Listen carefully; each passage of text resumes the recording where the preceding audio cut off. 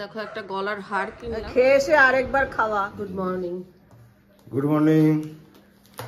Capsicum নিয়ে চলে এসেছি। আজকে ক্যাপসিকামের কি রেসিপি হবে জানি না। সুপ্রভাত বন্ধুরা, ঘরে বাইরের একটা নতুন পর্বে সকলকে স্বাগত জানাই। ঘড়ির কাঁটায় 8:30 বাজে। আজকে হচ্ছে 15ই নভেম্বর, শুক্রবার, রাস পূর্ণিমা। ব্লগটা সকাল সকাল শুরু করলাম, ভীষণ ব্যস্ত, মানে কতটা ব্যস্ত আমি বলতে পারবো না। আমার কথা তো কালকে এলো ডুয়ার্স থেকে, না হলে কাজগুলো আগেই করতে পারতাম, কিন্তু আজকে মানে দেখতেই পেয়েছো ক্যাপসিকাম এনেছে, ক্যাপসিকাম দিয়ে একটা তরকারি করব। কালকে ডিম করেছিলাম, ডিমটা রয়েছে, চাটনি আছে, কালকে বোনের মেয়ে কচুর শাক এনেছিল, ওর নিজে হাতে বানিয়েছে, সেটার আজকে রিভিউ দেব। কচুর শাক আছে, আর কি আছে, পেঁপের একটা তরকারি আছে, যেটা পেঁপের পনির করেছিলাম, সেই পনিরের তরকারিটা রয়েছে। তো এত কিছু রান্না আছে, তাই আজকে মনে হলো শুধু এই ক্যাপসিকামের তরকারিটাই করব। আর একটু ফ্রিজটা আস্তে আস্তে ফাঁকা করব, থাকবো না, যাবো বিয়ে বাড়ি, নন বেঙ্গলি বিয়ে। হ্যাঁ, তো ব্লগটা হয়তো তোমাদের ভালোই লাগবে। যাব হচ্ছে লখনৌ। হ্যাঁ, দুজনে তল্পি তল্পা গুটিয়ে নটুকে বোনের বাড়িতে রেখে যাব লখনৌ। তার প্রস্তুতি নিতে হবে। তো তার আগে আমার অনেক কাজ আছে পেন্ডিং, সেগুলো করতে হবে, কিছু কেনাকাটা করতে হবে। খুব বেশি জিনিস কিনবো না, তার কারণ বিয়ে বাড়ি আমার পরপর অনেকগুলো বিয়ে আছে। বলেছিলাম চুল কাটবো, আজকে তো পূর্ণিমা, আজকে হবে না। আমি ভেবেছিলাম মানে বিয়ের কয়েকটা দিন আগে আর কি চুলটা কাটবো, কিন্তু হলো না কাটা। কালকে শনিবার, ছেলে জন্মবার, কাটবো না, পরশু দিন কাটবো চুল, একদম ফাইনাল করে নিয়ে আসি। আর টলি, একটা ছোট টলি, একটা বড় টলি নেব। বড় টলিটা মানে হ্যান্ডেলটা না খারাপ হয়ে গেছে, হ্যান্ডেলটা ঠিক করাতে হবে।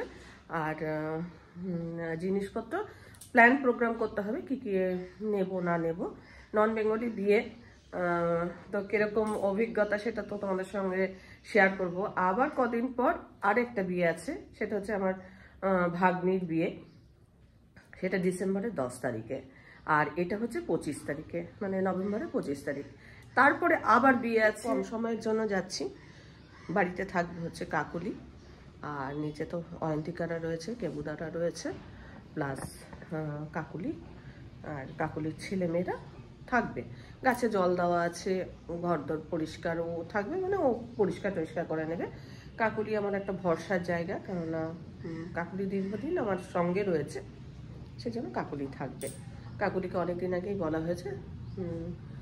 আর এখন চলো, আজকে রান্নাবান্নাটা ঝটপট করে করতে হবে, তার কারণ একটু বেরোবো, কিছু জিনিস কেনার আছে, প্লাস ধরো ঠিকঠাক করার আছে। কাপড় একটা ডাই ওয়াশ করতে দিয়েছি, সেটা ধরো আনতে যাব। হ্যাঁ, এবার একটা শাড়ি দেখাই তোমাদের। এখন আমার ঘরদোরের অবস্থা খুবই খারাপ, গোছাবার সময় করতে পারছি না। তারপরে আবার লন্ডভন্ড করছি, কোনটা নেব, কোনটা কি করব, এসব নানান রকম চিন্তা ভাবনা। আমার নিজের অবস্থাও খুব খারাপ, রং মিস্ত্রিদের মতো হাতে টাতে সব রং লেগে আছে, কোথায় কোথায় লেগে আছে নিজেই জানি না। রাস্তাঘাটে বেরোলে লোকজন বলতেও পারে রং মিস্ত্রির কাজ করছিলেন। তো দেখাই একটা শাড়ি, একটা ফলস পিকও করতে দিয়েছি, ওটা আজকে নিয়ে আসবো, সেটা দেখাবো। আরেকটা শাড়ি, এটা হচ্ছে হলদিতে পরবো। ওদের তো হলদি অনুষ্ঠান হয়, তো এই শাড়িটা নতুন, এইটা ভাবছি যে হলদি অনুষ্ঠানটায় পরবো। ভেতরটা দেখায়,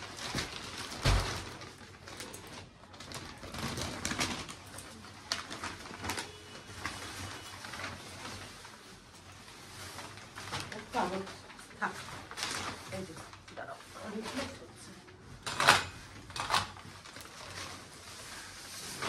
বাবা কত কাগজ, কাগজগুলো ফেলে দিলাম, কারণ এটা এখন আমি ফলস পিকও করতে দেবো।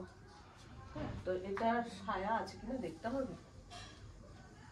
তো এই হচ্ছে শাড়ি, শাড়িটা পুরো খুলেই ফেললাম, শাড়ি, আর এই হচ্ছে আঁচল। হ্যাঁ, তো এটা পরবো হচ্ছে হলদিতে, এটা আমি পরবো। আর আমার কর্তার একটা হলুদ পাঞ্জাবি আছে, সেটা ও পরবে। এই দুটো নেব। আরেকটা শাড়ি বললাম ফলস পিকো করতে দিয়েছি, ওইটাও নেব। এগুলো কাগজ খুলে দিলাম তো ছোট হয়ে গেল। এইটার সাথে সাদা ব্লাউজ দিয়ে পরবো, কারণ ব্লাউজ এখন আমি কিনবো না, অনেক খরচা আছে। পরপর পরপর বিয়ে বাড়ি মানে অনেক খরচা আছে। তো সাদা ব্লাউজ দিয়ে পরতে পারি এটা, কিন্তু হলদিতে আবার হলুদ লেগে গেলে সাদা ব্লাউজটার অবস্থা খারাপ হয়ে যাবে। যাক আজকাল আর ওরকম কেউ ওই এত হলুদ লাগায় না, সে দেখা যাবে। আর আমার কর্তারও এটা নতুন, তো ভাবছি এই পাঞ্জাবিটা নিয়ে যাব, হলদির পোশাক এই জন্য দুটো। তারপরে আর কি নেব বলছি, ওই আরেকটা কাপড় বলেছি ফলস পিকো করতে দিয়ে, ওটা নিয়ে আসি, তারপরে ওটা দেখাবো। হ্যাঁ, তো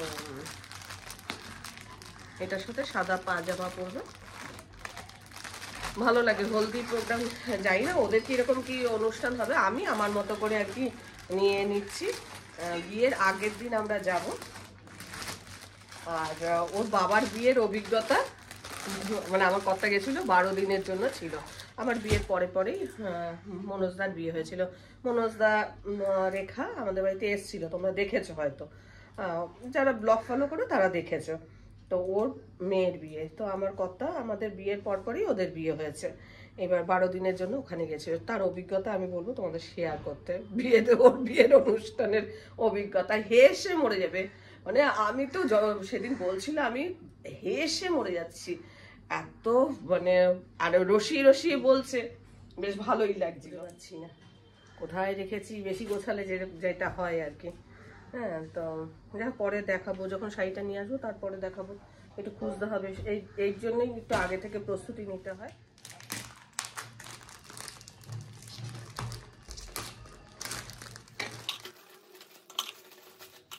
আজকে ব্রেকফাস্টটা করবো হচ্ছে চা আর মুড়ি।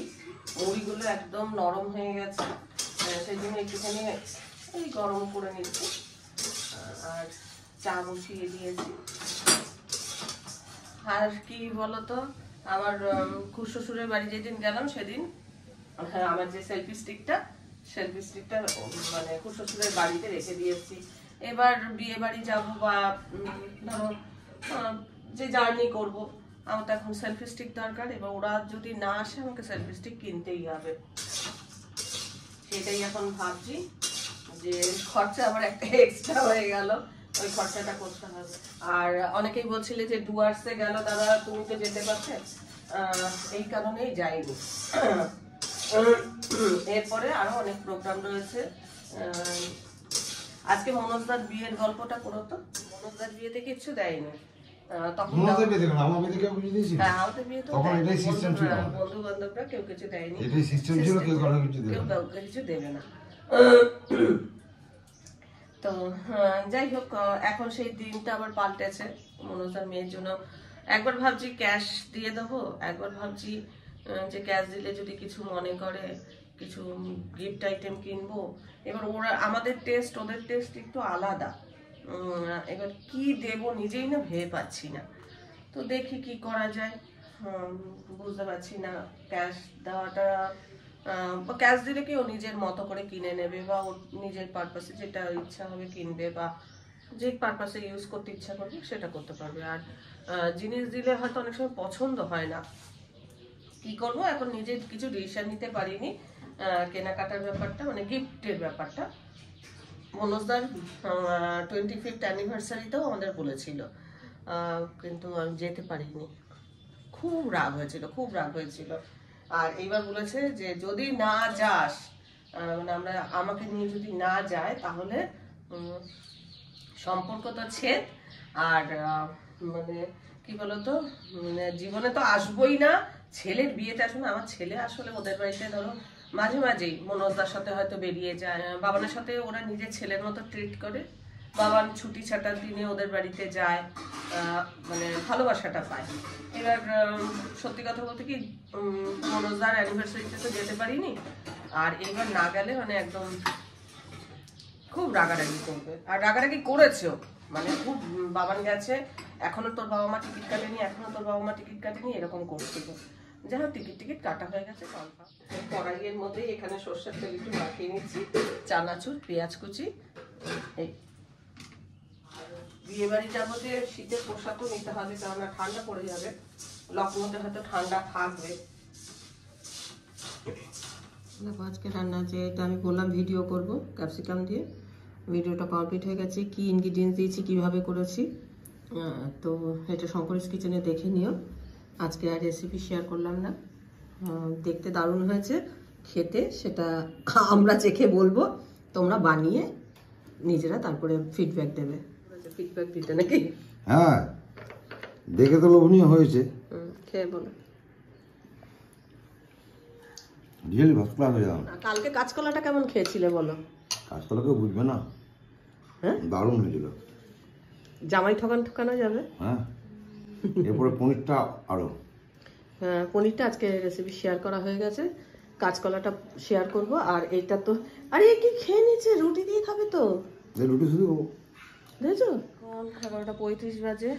তো স্নান টান করে একদম রেডি হয়ে নিয়েছি, রান্না বান্না তো কমপ্লিট। এখানে চাটনি বের করে রেখেছি, এটা তো ক্যাপসিকাম। এখানে বোনের মেয়ে কালকে কচুর শাক দিয়েছে, পরে খেয়ে জানাবো। আর কালকে ডিম আর আলু রয়েছে। এখানে 1 পিস মাছ রয়েছে।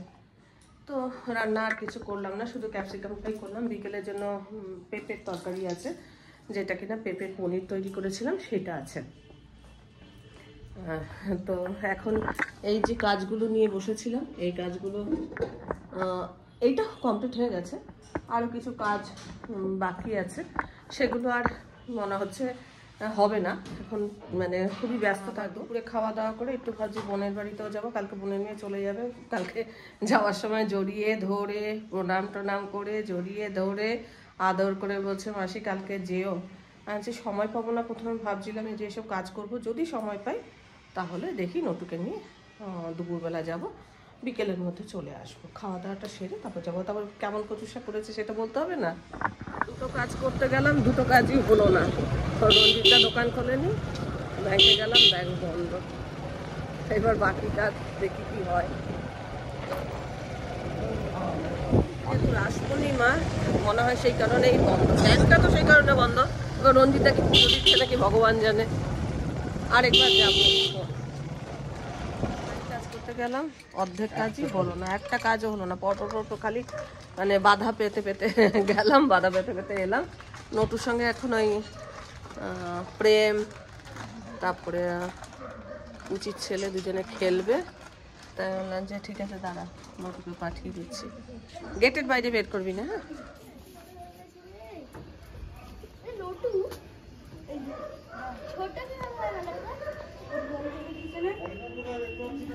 বল না, সসেসটা দাও। এই না, ওদের সাথে খেলো বাবু, খেলো ওদের সাথে। হ্যাঁ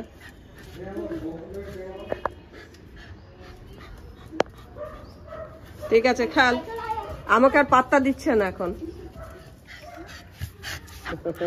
ঠিক আছে যাও যাও যাও যাও, ওদের সাথে খেলো, ওদের সাথে খেলো।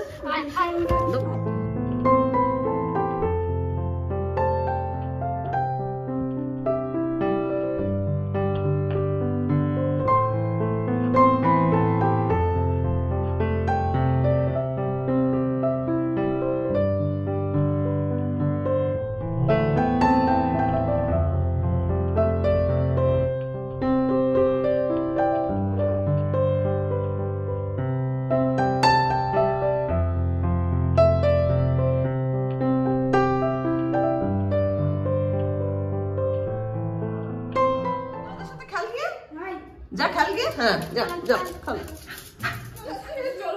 সোজা চলে এলো, যা ওদের সাথে খেল গিয়ে। হ্যাঁ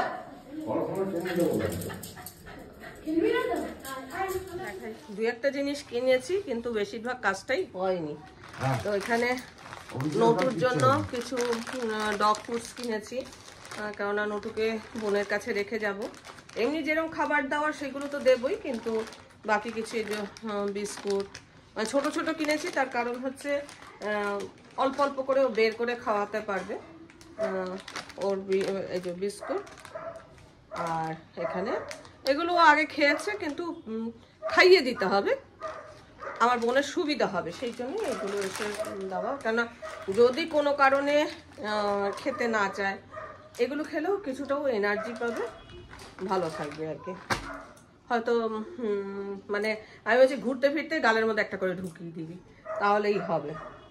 আর এটা দিলে খায় দেখেছি। হ্যাঁ, তো এই হলো। আর কিছু সাজগোজের কিছু জিনিস কিনেছি, সেটা দেখাই। দেখো, একটা গলার হার কিনলাম,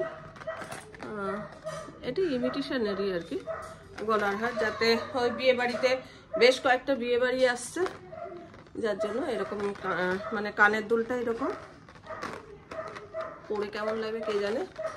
একটা চিক টাইপের দেখছিলাম, তা ভাবলাম বয়সে যদি না মানায় তো এইটাই কিনলাম। এটা একটু ঝোলা টাইপের হবে তো, যাই হোক এই একটা জিনিস কিনলাম। টার্সেল লাগানো আছে, ওরা টার্সেলটা লাগিয়ে দিল, গ্যারান্টি নেই কিন্তু এটা একটু দাম বেশি নিয়ে নিয়েছে। এটা সিটি গোল্ডের,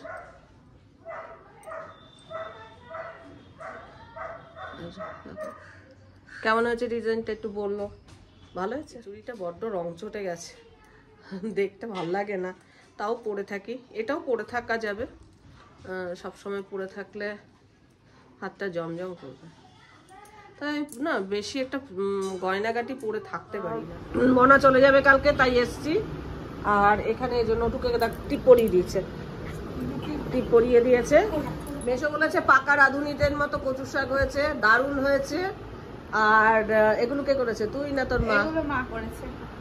মা খেয়ে এসে আরেকবার খাওয়া, এতটা খাবো না, অল্প দে। কচুর শাক সুপার, পোলাও, মাংস, তিনজনে খেতে বসেছি।